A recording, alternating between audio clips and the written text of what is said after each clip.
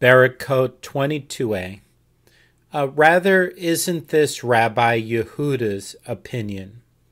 And this case was taught specifically in order to teach, 22a, that a woman who engaged in intercourse and saw menstrual blood is not required to immerse herself, but one who experienced a seminal emission alone with no concurrent impurity is required to do so?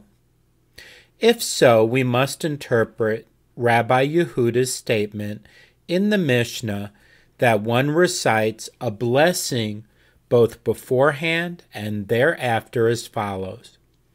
Do not say that one recites a blessing orally, but rather he means that one contemplates those blessings in his heart. The Gemara challenges this explanation.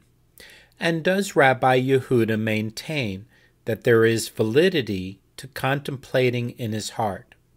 Wasn't it taught in a Bereta, one who experienced a seminal emission and who has no water to immerse and purify himself recites Shema, and neither recites the blessings of Shema beforehand nor thereafter? And when he eats his bread, he recites the blessings thereafter, grace after meals, but does not recite the blessing. Who brings forth bread from the earth beforehand? However, in the instances where he may not recite the blessing, he contemplates it in his heart rather than utter it with his lips. This is the statement of Rabbi Meir. However, Rabbi Yehuda says, in either case, he utters all of the blessings with his lips. Rabbi Yehuda does not consider contemplating the blessings in his heart a solution and permits them to be recited. Rav Naaman bar Yitzhak said, Rabbi Yehuda's statement in the Mishnah should be interpreted in another way. Rabbi Yehuda rendered the blessings like Hilkot Derek Eretz, which according to some sages were not considered to be in the same category as all other matters of Torah, and therefore one is permitted to engage in their study even after having experienced a seminal emission. As it was taught in a Bereta, it is written, and you shall impart them to your children and your children's children. Deuteronomy chapter 4, verse 9. And it is written thereafter, the day that you stood before the Lord your God at Horeb. Deuteronomy 4:10. Just as below, the revelation at Sinai was in reverence, fear, quaking, and trembling, so too here, in every generation, Torah must be studied with a sense of reverence, fear, quaking, and trembling. From here the sages stated, Zavim, lepers, and those who engaged in intercourse with menstruating women, despite their severe impurity, are permitted to read the Torah, prophets, and writings, and to study Mishnah and Gemara, and Halakot and Agadah. However, those who experienced a seminal emission are prohibited from doing so. The reason for this distinction is that the cases of severe impurity are caused by ailment or other circumstances beyond his control, and, as a result, they do not necessarily preclude a sense of reverence and awe as he studies Torah. This, however, is not the case with regard to impurity resulting from a seminal emission, which usually comes about due to frivolity and a lack of reverence and awe. Therefore, it is inappropriate for one who experiences a seminal omission to engage in matters in Torah. However, there are many opinions concerning the precise parameters of the Torah matters prohibited by this decree. Rabbi Yosei says, one who experiences a seminal omission studies Mishnah Yod that he is accustomed to study, as long as he does not expound upon a new Mishnah to study it in depth. Rabbi Yonatan ben Yosef says, he expounds upon the Mishnah, but he does not expound upon the Gemara, which is the in-depth analysis of the Torah.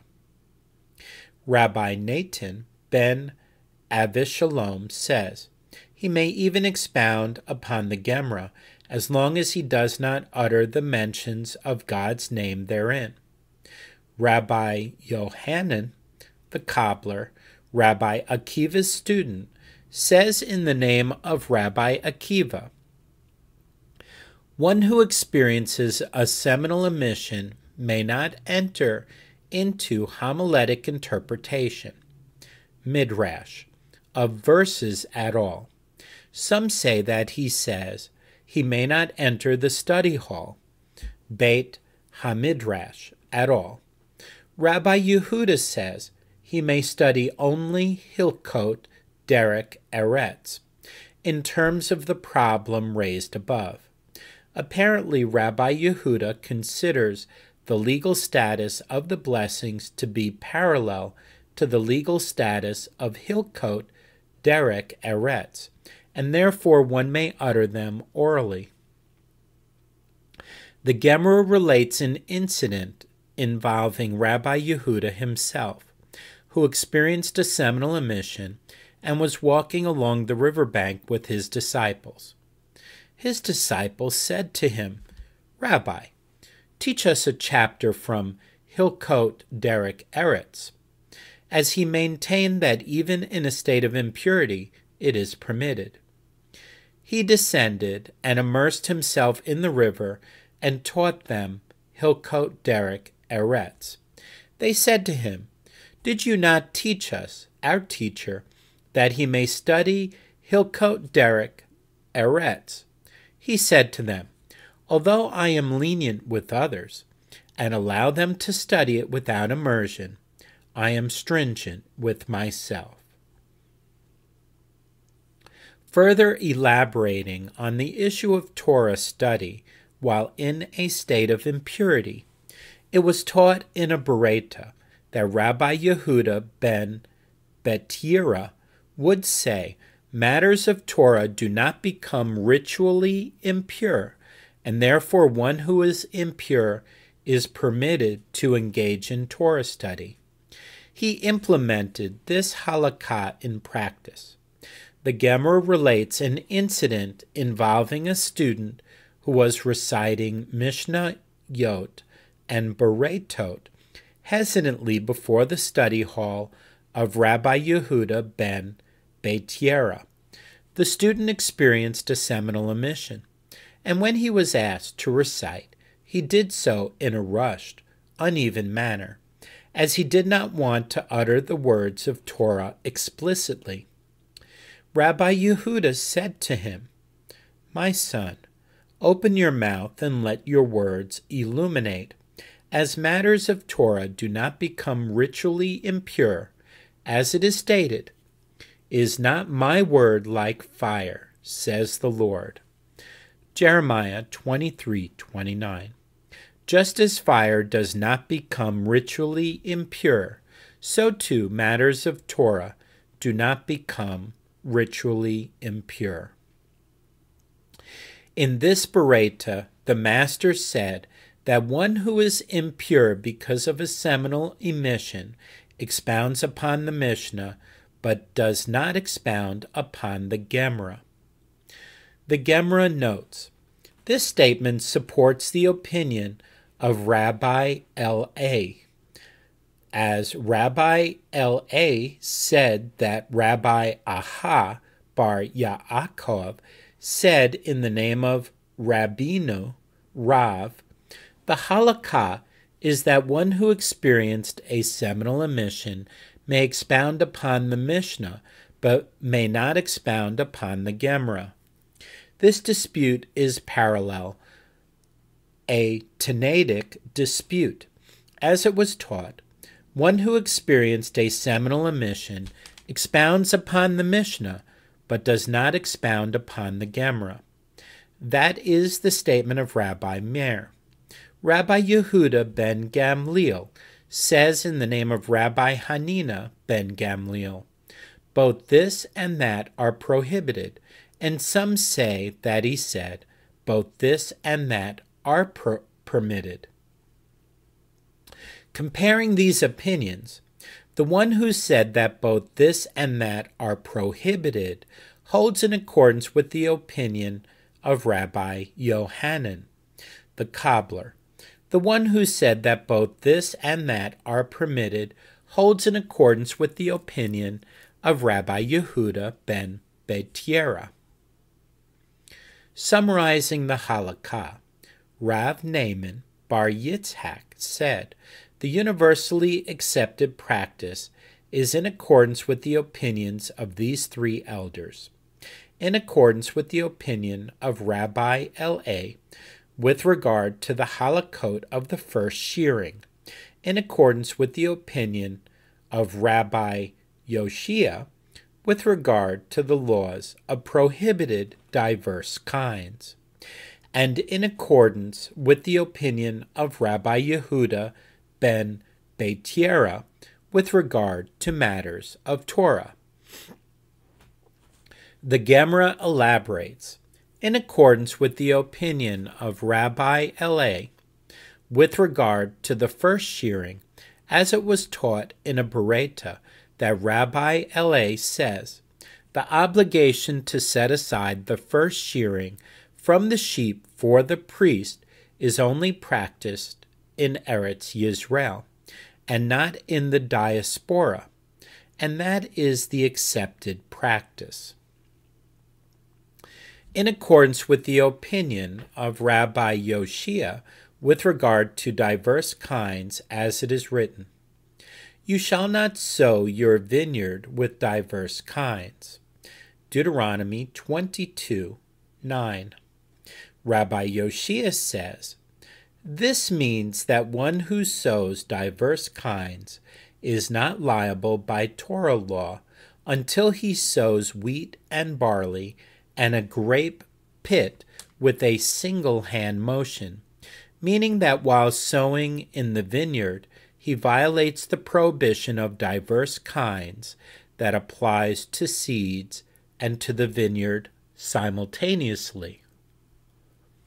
In accordance with Rabbi Yehuda ben Beitiera, with regard to one who experiences a seminal emission, is permitted to engage in matters of Torah, as it was taught in a Bereta, that Rabbi Yehuda ben Beitiera says, matters of Torah do not become ritually impure. And the Gemara relates, when Zeiri came from Eretz Yisrael to Babylonia, he succinctly capsulated this halakha and said, they abolished ritual immersion, and some say that he said, they abolished ritual washing of the hands. The Gemara explains, the one who says that they abolished immersion holds in accordance with the opinion of Rabbi Yehuda ben Beitiera, that one who experienced a seminal emission is not required to immerse. And the one who says that they abolished washing of the hands holds in accordance with that which Rav Hizda cursed one who goes out of his way to seek water at the time of prayer. The sages taught in a Bereta, one who experienced a seminal emission who had 9 kav of drawn water poured over him, that is sufficient to render him ritually pure, and he need not immerse himself in a ritual bath. The Gemara relates, Nahum of Gamzo whispered this halakha to Rabbi Akiva, and Rabbi Akiva whispered it to his student Ben Azai, and Ben Azai went out and taught it to his students publicly in the marketplace. Two Amoraim in Eretz Yisrael, Rabbi Yosei bar Avin and Rabbi Yosei bar Zevida, disagreed as to the correct version of the conclusion of the incident. One taught, Ben Azai taught it to his students in the market, and the other taught, Ben Azai also whispered it to his students. The Gemara explains the rationale behind the two versions of this incident. The sage who taught that Ben Azai taught the law openly in the market held that the leniency was due to concern that the halakot requiring ritual immersion would promote dereliction in the study of Torah. The ruling of Rabbi Yehuda ben Beitiera eases the way for an individual who experienced a seminal emission to study Torah. This was also due to concern that the halakot requiring ritual immersion would promote the suspension of procreation, as one might abstain from marital relations to avoid the immersion required thereafter. And the sage, who taught that Ben Azai only whispered this halakha to his students, held that he did so in order that Torah scholars would not be with their wives like roosters. If the purification process was that simple, Torah scholars would engage in sexual activity constantly, which would distract them from their studies. With regard to this ritual immersion, Rabbi Yanai said, I heard that there are those who are lenient with regard to it, and I have heard that there are those who are stringent with regard to it. The halakha in this matter was never conclusively established, and anyone who accepts upon himself to be stringent with regard to it, they prolong for him his days and years. The Gemara relates that Rabbi Yahashua ben Levi said, What is the essence of those who immerse themselves in the morning? The Gemara retorts, How can one ask what is their essence? Isn't he the one who said that one who experiences a seminal emission is prohibited from engaging in matters of Torah and is required to immerse himself in the morning? Rather, this is what he meant to say. What is the essence of immersion in a ritual bath of 40 se'ah of water when it is possible to purify oneself with 9 kav? Furthermore, what is the essence of immersion when it is also possible to purify oneself by pouring water? Regarding this, Rabbi Hanina said, They established a massive fence protecting one from sinning with their decree that one must immerse himself in 40 se'ah of water, as it was taught in a Bereta. There was an incident involving one who solicited a woman to commit a sinful act. She said to him, Good for nothing. Do you have 40 se'ah in which to immerse and purify yourself afterwards? He immediately desisted. The obligation to immerse oneself caused individuals to refrain from transgression. Rav Huna said to the sages, Gentlemen, why do you disdain this immersion? If it is because it is difficult for you to immerse in the cold waters of the ritual bath, it is possible to purify oneself by immersing oneself in the heated bathhouses, which are unfit for immersion for other forms of ritual impurity, but are fit for immersion in this case.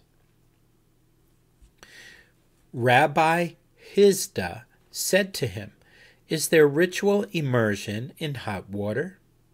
Rav Huna said to him, "Indeed, doubts with regard to the fitness of baths have been raised, and Rav Ada bar Ahava holds in accordance with your opinion. Nevertheless, I remain convinced that it is permitted." The Gemara relates, Rabbi Zera was sitting in a tub of water in the bathhouse. He said to his attendant, "Go and get 9 kav of water and pour it over me, so that I may purify myself from the impurity caused by a seminal emission." Rabbi Haya bar Abba said to him, "Why does my master require all of this? Aren't you seated in at least 9 kav of water in the tub?" He said to him, "The law of 9 kav parallels the law of 40 se'ah, in that their halakot are exclusive. Just as 40 se'ah can only purify an individual through immersion and not through pouring, so too 9 kav can only purify one who experienced a seminal emission through pouring and not through immersion. The Gemara relates that Rav Naaman prepared a jug with a capacity of 9 kav so that his students could pour water over themselves and become pure. When Rav Dimi came from Eretz Yisrael to Babylonia, he said, Rabbi Akiva and Rabbi Yehuda Galastera said, "The halakha that one who experienced a seminal emission can be purified by pouring 9 kav was only taught for a sick person who experienced the emission involuntarily.